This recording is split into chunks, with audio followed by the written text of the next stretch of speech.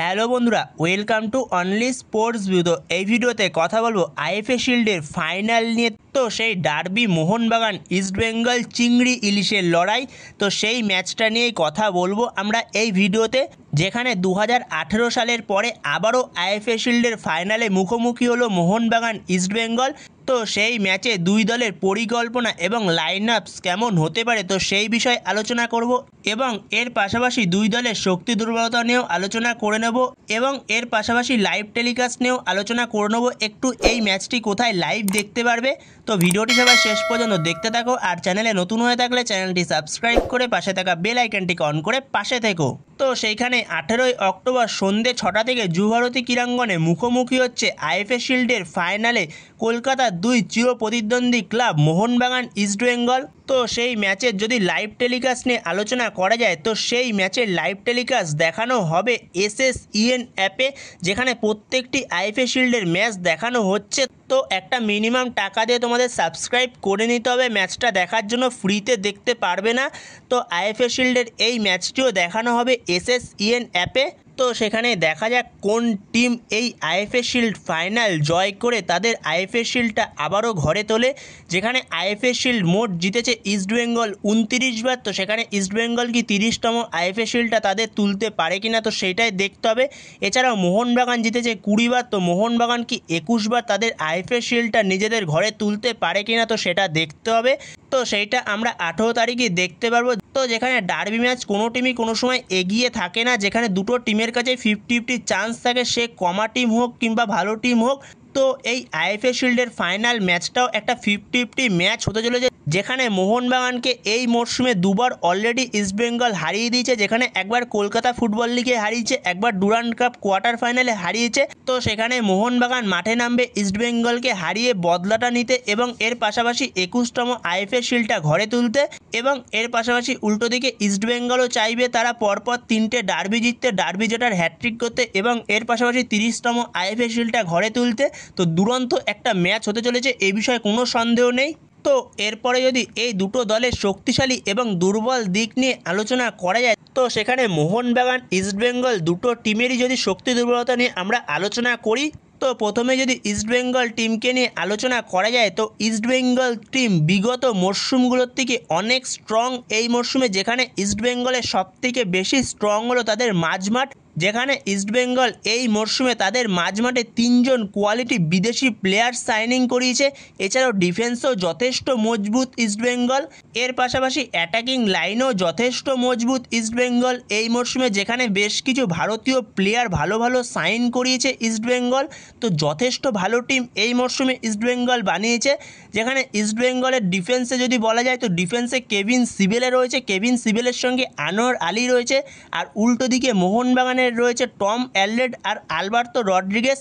তো সেখানে দুদিকে ডিফেন্সই যথেষ্ট ভালো ডিফেন্স। এছাড়াও মাঝমাঠের দিক থেকে বলতে গেলে ইস্টবেঙ্গল অনেকটাই এগিয়ে থাকবে মোহনবাগানের থেকে, যেখানে মোহনবাগানের পুরোপুরি অল ইন্ডিয়ান মিডফিল্ড, যেখানে মোহনবাগানের মাঝমাঠে কোনো বিদেশি প্লেয়ার নেই। যেখানে ইস্টবেঙ্গলের মাঝমাঠে কোয়ালিটি 3জন বিদেশি মিডফিল্ডার রয়েছে, সাউল ক্রেসপো রয়েছে, মোহাম্মদ রাশিদ রয়েছে, মিগুয়েল রয়েছে, 3জনই কোয়ালিটি মিডফিল্ডার। তো সেই জায়গা থেকে মোহনবাগানের মিডফিল্ডটাও খারাপ না, মোহনবাগানের মিডফিল্ডে সমস্তটাই ইন্ডিয়ান প্লেয়ার, কোনো রকম বিদেশি প্লেয়ার নেই মোহনবাগানের মিডফিল্ডে।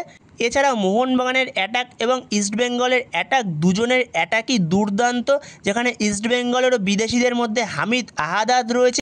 এছাড়াও পরবর্তী সময় সাইন করানো হিরোসি, তো সেই হিরোসি সে এই ম্যাচে অ্যাভেলেবেল থাকবে ইস্টবেঙ্গলেরও। এছাড়াও উইংয়ে রয়েছে ভারতীয়দের মধ্যে বিপিন সিং, পিভি বিষ্ণু, এছাড়াও এডমুন ডেভিডের মতো প্লেয়ার রয়েছে। তো যথেষ্ট ভালো পোটেনশিয়াল রয়েছে ইস্টবেঙ্গল টিমটার মধ্যেও।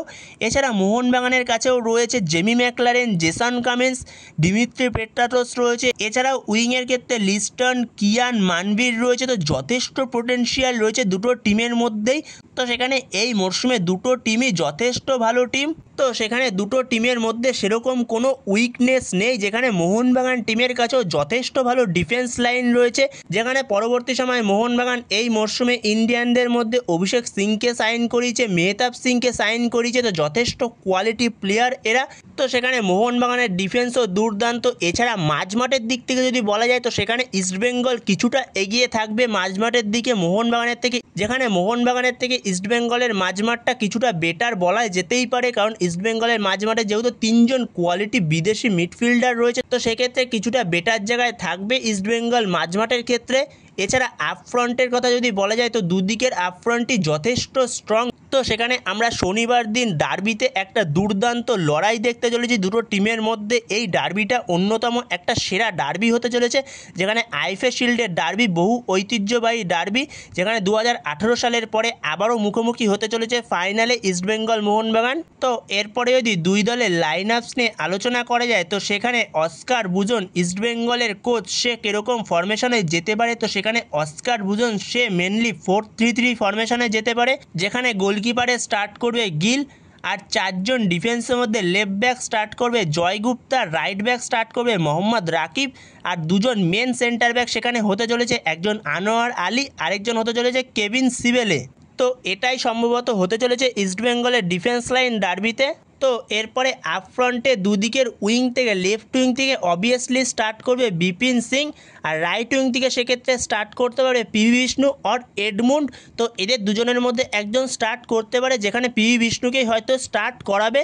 আর ওপরে একজন স্ট্রাইকার হবে, সেক্ষেত্রে হামিদ আহাদাদ হিরোসি, সে এই ম্যাচে অ্যাভেলেবেল থাকবে কিন্তু পরবর্তী সময় হয়তো তাকে নিয়ে আসবে। তো এরকমই হতে চলেছে ইস্টবেঙ্গলের কোচ অস্কার ব্রুজনের লাইন আপস মোহনবাগানের বিরুদ্ধে ডার্বিতে।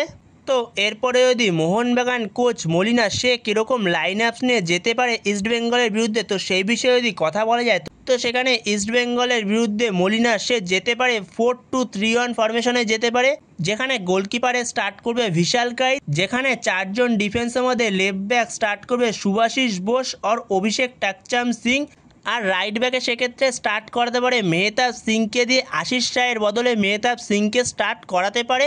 আবার বলা যায় না আশিস রায়কেও স্টার্ট করাতে পারে, সেটা পুরোই মলিনার ওপর নির্ভর করছে, যেখানে বেটার অপশান হবে মেহতাব সিংকে দিয়ে স্টার্ট করানো।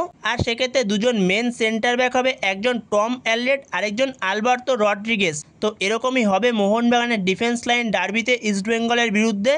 তো এরপরে যদি মাঝমাঠ নিয়ে কথা বলা যায় তো মাঝমাঠে 2জন মিডফিল্ডার, একজন হলো আপুয়া অনলি ডিফেন্সিভ মিডফিল্ডে স্টার্ট করবে, যেখানে আপুয়ার পাশে মেবি সেন্টার মিডফিল্ডে স্টার্ট করাতে পারে অনিরুদ্ধ থাপাকে। তো এরপরে আপ ফ্রন্টে দুদিকের উইং থেকে, লেফট উইং থেকে স্টার্ট করবে সেক্ষেত্রে লিস্টান কোলাসো। তো যেখানে সুভাশিস বোস, লিস্টান কোলাসো যারাই যেই টিম থেকেই গেছিলো না কেন ন্যাশনাল ক্যাম্পে, তো তারা আবারও নিজেদের ক্লাবে যোগ দিয়েছে। তো সেখানে লেফট উইং থেকে স্টার্ট করবে লিস্টান কোলাসো, আর সেক্ষেত্রে রাইট উইং থেকে স্টার্ট করতে পারে মানবীর সিং, অথবা যদি মানবীর সিং পুরোপুরি ফিট না থাকে তো সেক্ষেত্রে সেখানে কিয়ান নাসিরিকেও স্টার্ট করাতে পারে। আর অ্যাজ এ নম্বর 10 রোলে সেক্ষেত্রে রবসান রবিনোকে দিয়ে স্টার্ট করাতে পারে, যেখানে রবসান রবিনোকে এর আগে খেলিয়েছে মলিনা আগের দুটো ম্যাচে, প্রায় নম্বর 10 রোলেই বলা যেতে পারে রবসান রবিনোকে কিছুটা খেলাচ্ছিল। তো সেখানে নম্বর 10 রোলে রবসান রবিনো স্টার্ট করতে পারে। আর ওপরে একজন স্ট্রাইকার হতে পারে জেমি ম্যাকলারেন অথবা জেসন কামিন্স। তো সেখানে দেখা যাক জেমি ম্যাকলারেন অথবা জেসন কামিন্সের মধ্যে কে স্টার্ট করে ওপরে স্ট্রাইকারে। তো এরকমই হতে চলেছে মোহনবাগান কোচ মলিনার লাইন আপস ইস্টবেঙ্গলের বিরুদ্ধে। তো বন্ধুরা তোমাদের মতে কি এই লাইন আপসে কোনো চেঞ্জ হতে পারে? তো তোমাদের মতে যদি কোনো চেঞ্জ হতে পারে তো অবশ্যই সেটা কমেন্ট বক্সে জানিও। এর পাশাপাশি যদি ফরমেশনেও কোনো চেঞ্জ হয়ে থাকে তোমাদের মতে তো অবশ্যই সেটাও কমেন্ট বক্সে জানিও। তো এই ভিডিওতে এই পর্যন্তই। তো এই ভিডিওতে এই আপডেটগুলো নিয়ে আলোচনা করার ছিল। তো ভিডিওটি ভালো লেগে থাকলে অবশ্যই লাইক, শেয়ার, সাবস্ক্রাইব করতে ভুলো না। তো নেক্সট ভিডিওতে দেখা হচ্ছে, ততক্ষণের জন্য বাই বাই।